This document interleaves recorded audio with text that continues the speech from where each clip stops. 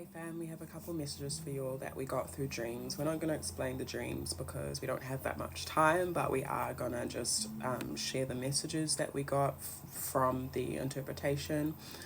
So there might be some of you all that are feeling like within your ancestral journey and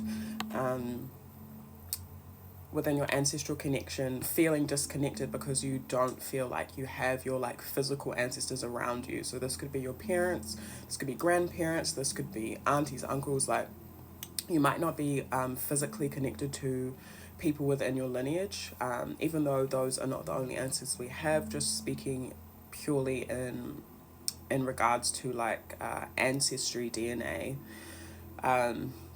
Yeah, so I was shown that some of us might not feel super connected in that sense, and then find a disconnect when trying to build intimacy in our ancestral connection. So Source wanted me to let you know that you firstly don't need to know who your ancestors are specifically. Some people do and some people don't. This doesn't mean that you don't have a strong ancestral connection just because you don't know their names or their faces, or even maybe particularly where exactly they were from or what kind of lives that they lived. I saw that Source in the divine and ancestors that have especially passed away are going to be teaching us how to gain knowledge from them in other ways. So I feel to say, like, whatever you feel drawn to at this time to learn, to research, to study, I'm also hearing common interests. So your natural interests and instincts, I want to say, are connected to your ancestors because you are connected to them within your DNA, your physical DNA. So what you naturally love and connect to from your heart space is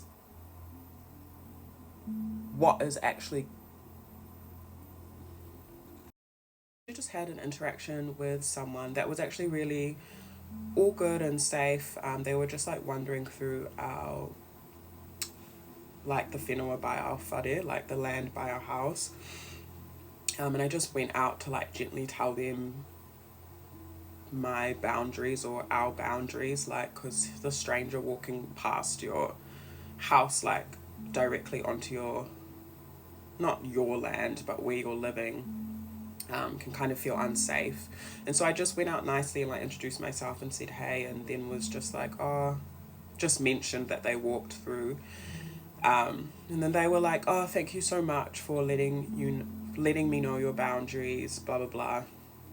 It was actually a really nice interaction. So I just wanted to say from that some of you all might need to reset boundaries or set your boundaries with people, and there are ways to do it that is like gentle and soft and compassionate, that's not disheartening, that doesn't like completely uproot and unsettle someone. Yeah, so I wanted to add that in there. But back to the dream, I guess. Yeah, there are other ways in which we can find knowledge, and just playing with a string.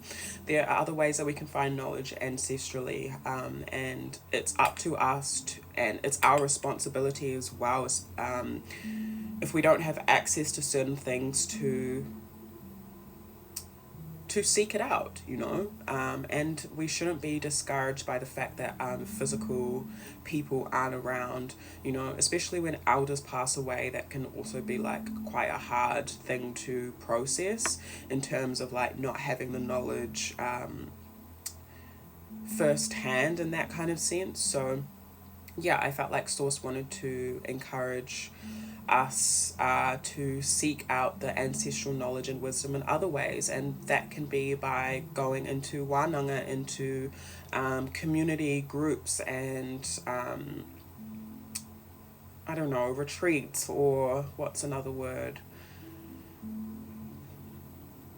Yeah, just community, like immersing ourselves in community that we resonate with, that is centered around Indigenous knowledge and practices, in safe ways and respectful ways.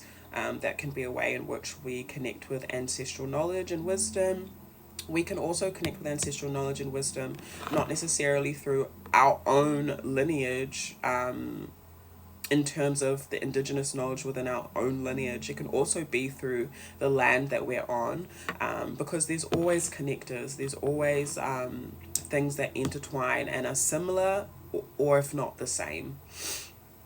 The other dream that I had was talking about this particular time in Aotearoa. We are entering into, or have entered into, don't know how to put that specifically, but into Matariki, into the rising of Matariki, which is the Indigenous Māori New Year.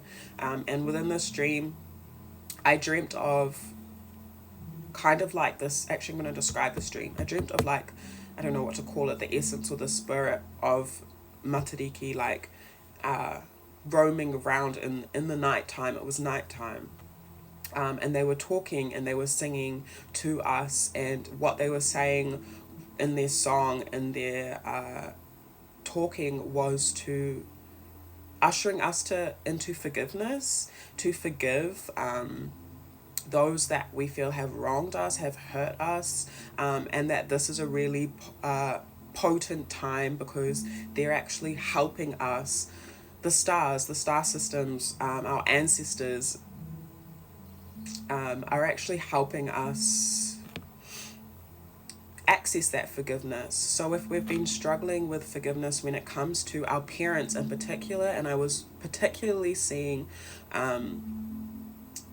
maternal wounds, but it can be like anything really.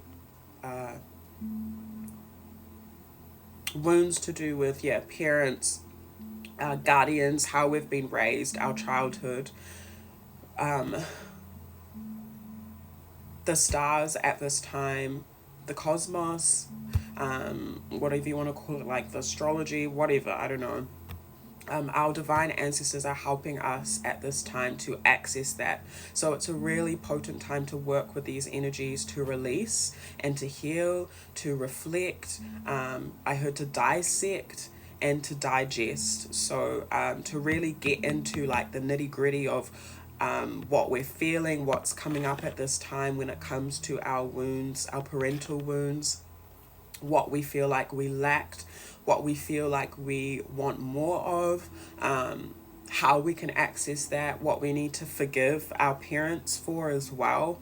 Looks like a big thing that's coming up for us collectively. And we're protected in doing this work within ourselves as well.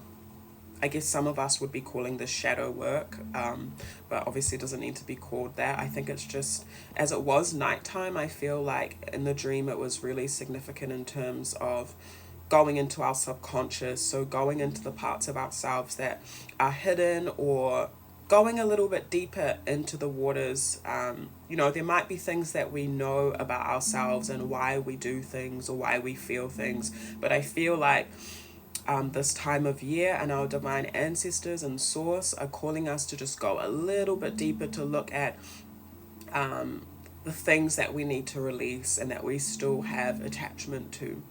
So I think I will leave that there for you.